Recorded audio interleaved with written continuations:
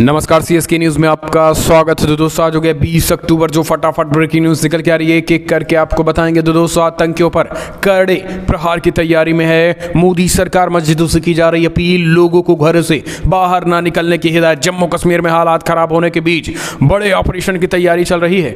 दूसरी बड़ी अपडेट निकल के आ रही है। तो दोस्तों एनआईए को सौंपी गई टारगेट किलिंग मामले की जांच एजेंसी करेगी पाकिस्तान को पूरी तरीके से बेनकाब। जी हां, इसके बारे में आपको बताएंगे। गृह मंत्री अमित शाह प्रधानमंत्री मोदी के बीच हुई लगभग 2 घंटे वार्ता। इस बीच चप्पे चप्पे पे जम्मू कश्मीर में सेना तैनात। अगली अपडेट निकल के आ रही है। तो दोस्तों जम्मू कश्मीर के बाद आतंकियों पे ताबड़तोड़ कार्रवाई। 6 आतंकियों को ढेर कर दिया गया। जी हां, कल 6 आतंकियों को मौत के घाट उतारा गया। इसके बारे में आपको बताएंगे।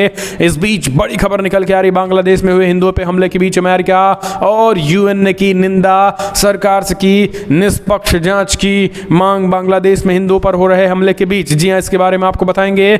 इस बीच सबसे बड़ी खबर निकल के आ रही है। आपको बता दें, बांग्लादेश में 150 देशों में प्रदर्शन करेंगे हिंदू इस्कॉन शेख। जी हां, दरअसल इस्कॉन मंदिरों के जो हिंदू हैं, पंडित पुजारी हैं, वो 150 देशों में करेंगे प्रदर्शन। शेख हसीना सरकार को यूएन ने भी दी हिदायत। तो एक एक करके आपको विस्तार से बताएंगे। जहां पे कश्मीर के बाद आई है रशिया में, जहां रूस ने अफगानिस्तान के खिलाफ बुलाई है बड़ी बैठक। जी हां, अमेरिका ने फिलहाल शामिल होने से किया इनकार। जानेंगे क्या कुछ है रणनीति। तो वहीं बड़ी खबर, चीन उइगुरों पर अत्याचार के आरोपी को बनाया। तिब्बत में कम्युनिस्ट पार्टी का प्रमुख। अमेरिका समेत 4 देशों ने लगा रखा है उस पर पाबंदी। अब आप समझिए तिब्बत में कितना खतरनाक खेल खेलना चाहता है चाइना। तो एक एक करके जानेंगे। जहां पाकिस्तान को ग्रे लिस्ट में बरकरार नहीं रहेगा, अब होने वाला है ब्लैक लिस्टेड। जी हां, एफएटीएफ ने कहा करेंगे रिव्यू।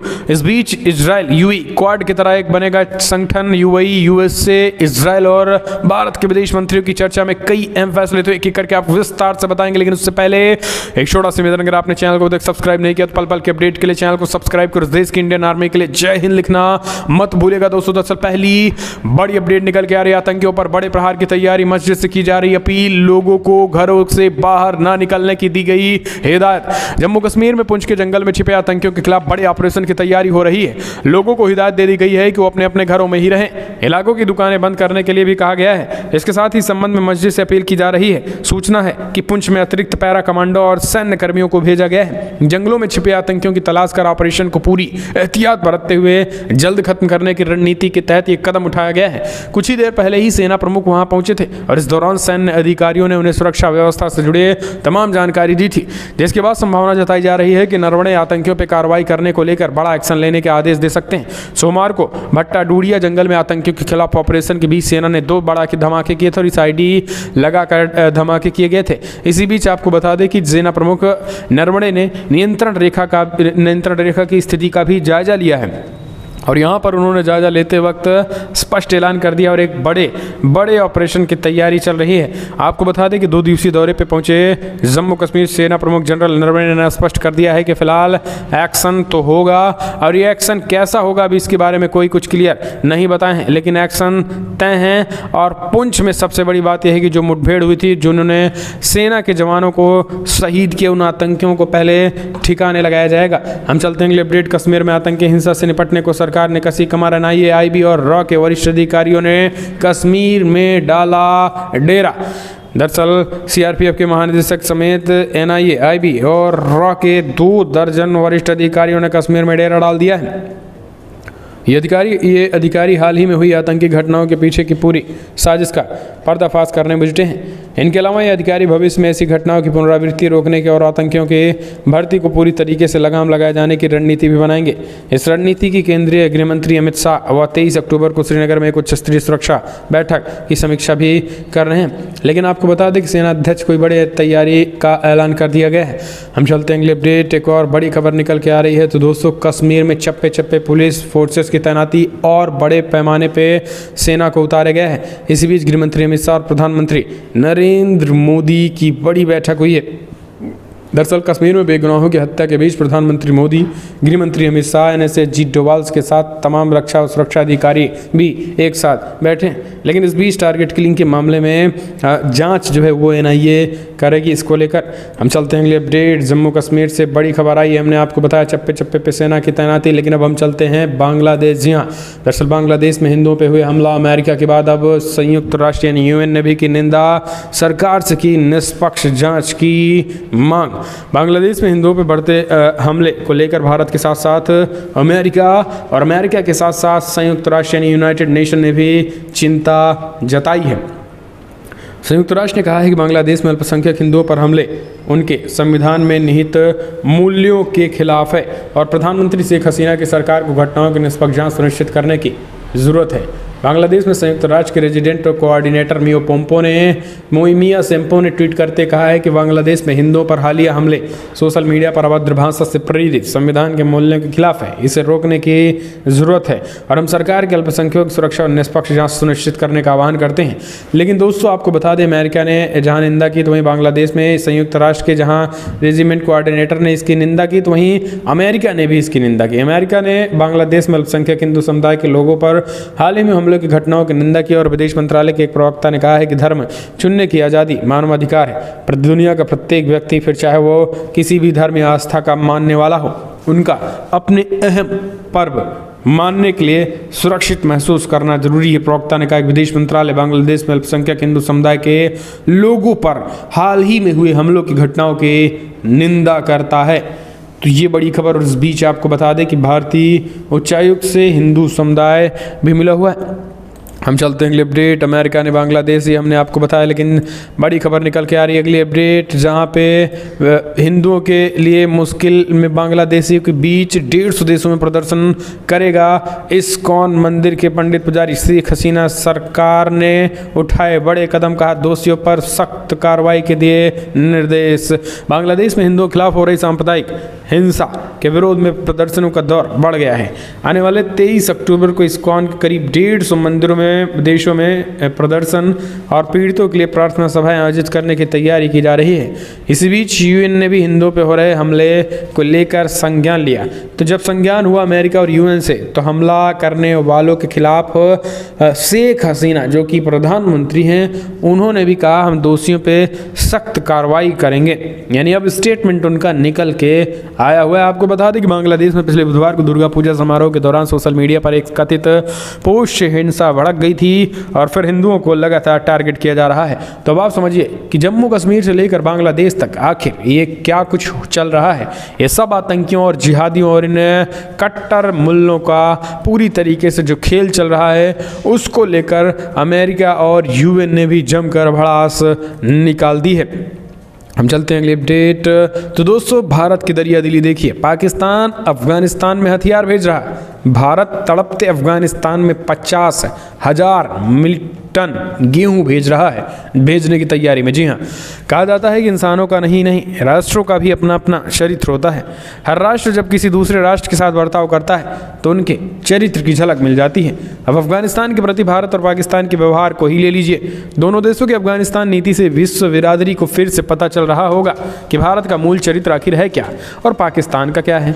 पाकिस्तान शुरू से ही तालिबान को मदद कर रहा है, लेकिन खाने पीने रसद खाद्य की नहीं बल्कि हथियारों की कर रहा है। बंदूक, गोला, बम, बारूद, AK-47, 147, ये पूरी तरीके से उनको दिया जा रहा है। लेकिन भारत की तरफ से मदद के लिए गेहूं भेजा जा रहा है। भेजने का ऐलान भारत सरकार ने किया है। वहाँ के पीड़ितों और जो चिंता का विषय, वहाँ के जो लोग भूख से मर रहे हैं, जो गरीब हैं, उनकी मदद के लिए भारत ने गेहूं 50 मीट्रिक टन देने की बात कही। 50, तो ये अपने आप में बड़ी बात है। हम चलते हैं अगले अपडेट। पाकिस्तान ग्रे लिस्ट में नहीं रहेगा, होगा ब्लैक लिस्टेड। FATF रिव्यू करने जा रहा है। जी हाँ, दरअसल आतंक को पालने वाले पाकिस्तान के लिए अब बेहद खतरनाक दिन आने वाले हैं। दरअसल फाइनेंशियल एक्शन टास्क फोर्स यानी FATF अब 19-20-21 अक्टूबर के दौरान एक पूर्ण बैठक में मनी लॉन्ड्रिंग और आतंकी वित्त पोषण पर अंकुश लगाने के पाकिस्तान के प्रयासों की समीक्षा करेगा। जून में अपनी आखिरी वर्चुअल बैठक में बहुपक्षीय निगरानी संस्था ने संयुक्त राष्ट्र द्वारा नामित आतंकवादी समूहों के नेताओं की पर्याप्त जांच और मुकदमा चलाने में विफल रहने पाकिस्तान को ग्रे लिस्ट में रखा। साथ ही देश से मनी लॉन्ड्रिंग से निपटने के लिए कई नई कार्य योजना को लागू करने की बात कही। हम चलते हैं अगले अपडेट। एक और बड़ी खबर निकल के आ रही है। चीन उइगर पर अत्याचार के आरोपी को बनाया तिब्बत में कम्युनिस्ट पार्टी का प्रमुख। अमेरिका समेत 4 देशों ने लगा रखा है पाबंदी। जी हाँ, दरअसल चीन की सत्तारूढ़ कम्युनिस्ट पार्टी ने एक फिर से विवादित कदम उठाया। शिनजियांग प्रांत में उइगर मुसलमानों पर अत्याचार व मानवाधिकारों का उल्लंघन के आरोपी अधिकारी वांग जियोंग के तिब्बत में पार्टी का प्रमुख बना दिया गया है। जियोंग को अमेरिका, ब्रिटेन, यूरोपीय यूनियन व कनाडा ने प्रतिबंध लगा रखा है। चीन की सरकारी समाचार एजेंसी सिन्हुआ ने मंगलवार को बताया है कि वांग जियोंग को communist party of India China CPC communist party of China Tibet स्वायत्ता क्षेत्रीय समिति का सचिव नियुक्त किया गया है। 58 साल के वांग चीन के सर्वोच्च रैंकिंग अधिकारी हैं, जिन पर इस साल मार्च में मानवाधिकारों के उल्लंघन के आरोप में प्रतिबंध लगा दिया गया था। हम चलते हैं अगले अपडेट। तो दोस्तों बड़ी खबर निकल के आ रही है एक और, जहाँ पे चीनी सेना ने LAC की दूसरी तरफ बढ़ाई अपनी ट्रेनिंग एक्सरसाइज। मॉडल विलेज का कर रहा है दोहरा इस्तेमाल।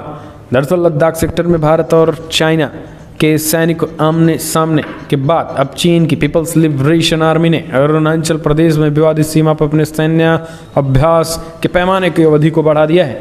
पूर्वी सेना के commander lieutenant general Manoj Pande ने बताया है कि पिछले PLA यानी पीपल्स लिबरेशन आर्मी चीन की सेना पिछले साल से अभी तक वहां तैनात है। उन्होंने कहा है कि फिलहाल जितनी तेजी के साथ दोनों पक्षों में सीमावर्ती में LAC के पास बुनियादी ढांचों को बढ़ाने का भी प्रयास किया जा रहा है, जिनकी वजह से कई बार विवाद बढ़ने की संभावना बनी हुई है। हम चलते हैं अगले अपडेट। तो दोस्तों USA, UAE और इजराइल के विदेश मंत्रियों के साथ S जयशंकर की हुई अहम बैठक। एशिया से लेकर जलवायु तक कई मुद्दों पर हुई चर्चा। दरअसल भारत, इजराइल, अमेरिका और संयुक्त अरब अमीरात यानी UAE आर्थिक सहयोग बढ़ाने के लिए एक अंतर्राष्ट्रीय फोरम स्थापित करने का फैसला किया है।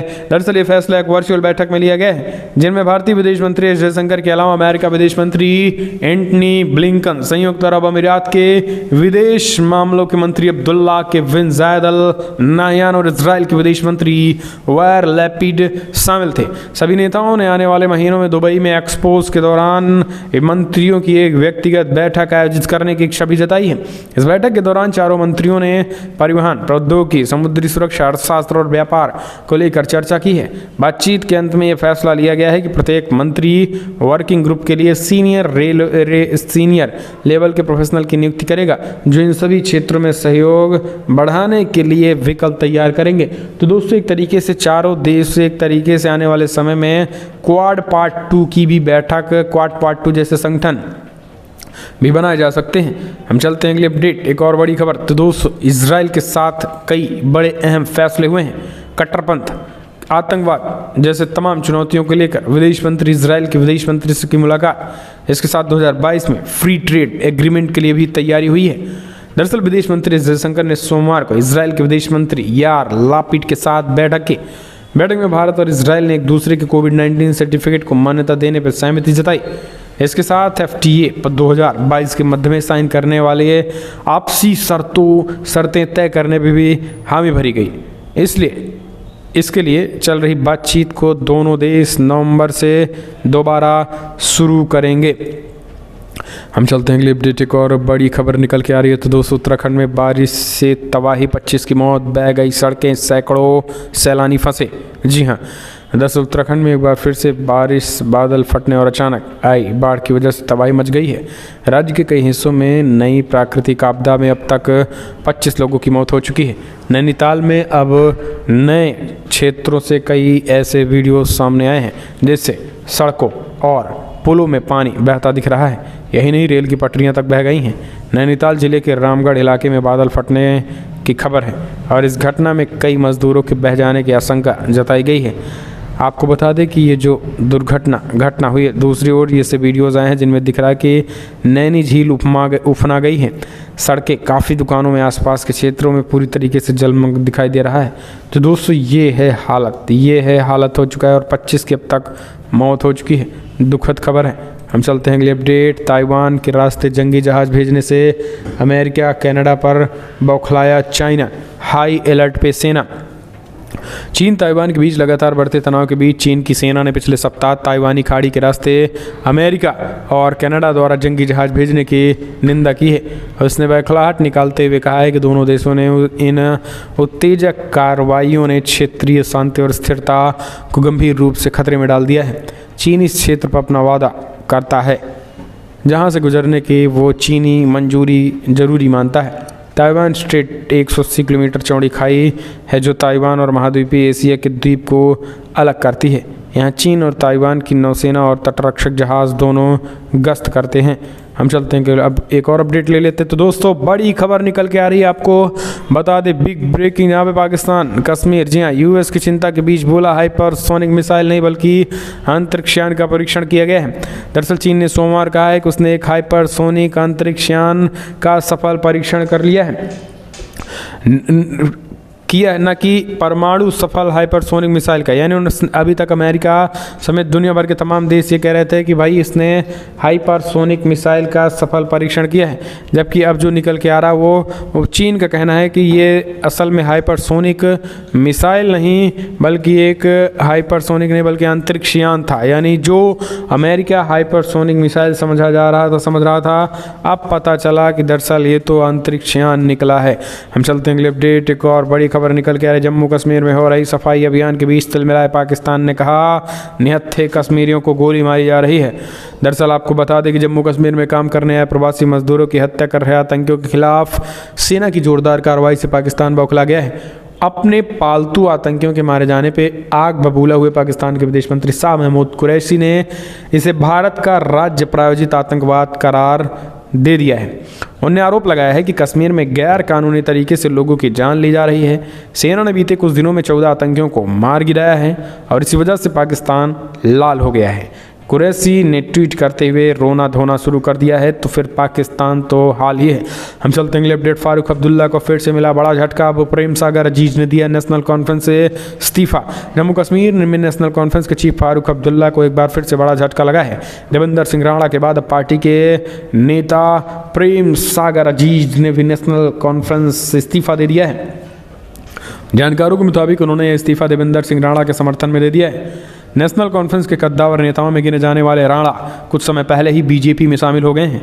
राणा के साथ साथ सुरजीत सिंह शथालिया ने भी पार्टी से इस्तीफा दे दिया है और बीजेपी में शामिल हो गए हैं। दोनों वरिष्ठ नेताओं के बीजेपी में शामिल होने वाले कार्यक्रम में मौजूदा डॉक्टर जितेंद्र सिंह ने भी कहा था कि जम्मू कश्मीर पीएम के दिल में के कितने करीब है, इस बात का अंदाज़ा आप इस बात से लगा सकते हैं कि उन्होंने पीएम बनने के बाद एक दिवाली भी कश्मीर में मनाई गई थी। हम चलते हैं अगले अपडेट। जिहादिस्तान बनता जा रहा है बांग्लादेश, मदरसे फैला रहे हैं नफरत, बोली मशहूर लेखिका तस्लीमा नसरीन। बांग्लादेश में हिंदू विरोधी हिंसा की हालिया घटनाओं में क्षुब्ध मशहूर लेखिका तस्लीमा नसरीन ने कहा है कि उनका देश अब एक जिहादिस्तान बनता जा रहा है, जहां सरकार अपने सियासी फायदे के लिए मजहब का इस्तेमाल कर रही है और मदरसे कट्टरपंथी पैदा करने में लगे हैं। बांग्लादेश में 28 वर्ष पहले निष्कासित लेखिका ने भाषा को दिए साक्षात्कार में कहा है कि मैं अब इसे बांग्लादेश नहीं कहती, एक जिहादिस्तान बनता जा रहा है। सभी सरकारों ने अपने राजनीतिक लाभ के लिए धर्म का इस्तेमाल किया है और उन्हें इस्तेमाल को राजधर्म बना दिया है, जिनमें वहाँ हिंदुओं और बौद्धों की स्थिति दयनीय हो गई है। तो ये तस्लीमा नसरीन जो कि वहाँ की एक लेखिका हैं बांग्लादेश की, उन्होंने खुल करके बोला है।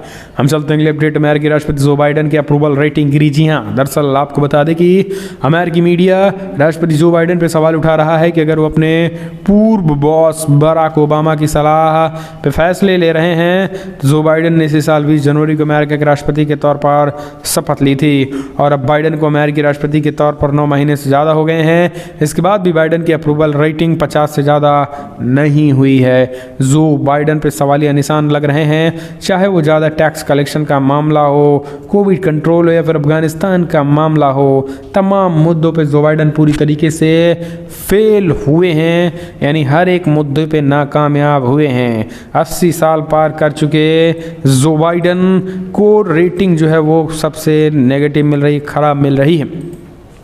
हम चलते हैं कि और अपडेट लेते तो दोस्तों चीन की चुनौती, सहयोगी देशों के साथ सैन्य सहयोग और साझा नौसैनिक अभ्यास बढ़ाएगा अमेरिका। जी हाँ, चीन के खिलाफ अमेरिका के जो बाइडेन प्रशासन ने अपने समेकित बचाव रणनीति में हाल ही के हफ्तों में नया जोर दे दिया है। इसके तहत सहयोगी देशों के साथ सैनिक सहयोग बढ़ाया गया है। साझा नौसैनिक अभ्यास इसका एक प्रमुख हिस्सा है। अमेरिका और उनके सहयोगी देशों ने इसी महीने 2 बड़े नौसैनिक अभ्यास किए हैं। पहली बार ऐसा हुआ है कि जब एक सैनिक अभ्यास में अमेरिका के 2 कैरियर स्ट्राइक ग्रुप और ब्रिटेन कैरियर स्ट्राइक ग्रुप 2 ने एक साथ हिस्सा लिया है। तो दोस्तों, ये कहीं ना कहीं अपने आप में अमेरिका चाइना के खिलाफ भरपूर रणनीति तैयार कर रहा है। अगली अपडेट तो दोस्तों, टीम इंडिया पाकिस्तान के खिलाफ नहीं खेली तो आईसीसी कर सकता है भारत पर बैन, साथ ही जुर्माना भी ठोक देगा। ये भी विडंबना है। ऊपर से तमाम पॉलिटिकल पार्टीज कह रही हैं कि जम्मू कश्मीर में बढ़ रहे हालातों के बीच T20 पाकिस्तान के साथ नहीं खेलना चाहिए। दरअसल T20 वर्ल्ड कप में भारत अपना मैच पाकिस्तान के खिलाफ 24 अक्टूबर को खेलेगा, लेकिन इससे पहले इस मैच को रद्द करने की मांग हो रही है। इसकी वजह जम्मू कश्मीर में आतंकियों द्वारा गैर कश्मीरियों को टारगेट किया जाना है। आपको बता दें कि पाकिस्तान समर्थित आतंकियों की रणनीति बदलने से कश्मीर में आतंकी घटनाओं में बढ़ोतरी हुई। आतंकी गैर कश्मीरियों को टारगेट कर मौत के घाट उतार रहे हैं, और जबकि पाकिस्तान अपनी हरकतों से बाज नहीं आ रहा है। भारत पाकिस्तान के बीच क्रिकेट न हो, T20 वर्ल्ड कप का मैच रद्द कर दिया जाए, इसको लेकर भी बातें हुई। लेकिन अब आईसीसी ने साफ कह दिया कि अगर पाकिस्तान के साथ भारत नहीं खेलेगा तो फिर भारत पर बैन लग जाएगा और भारी जुर्माना भी देना पड़ सकता है।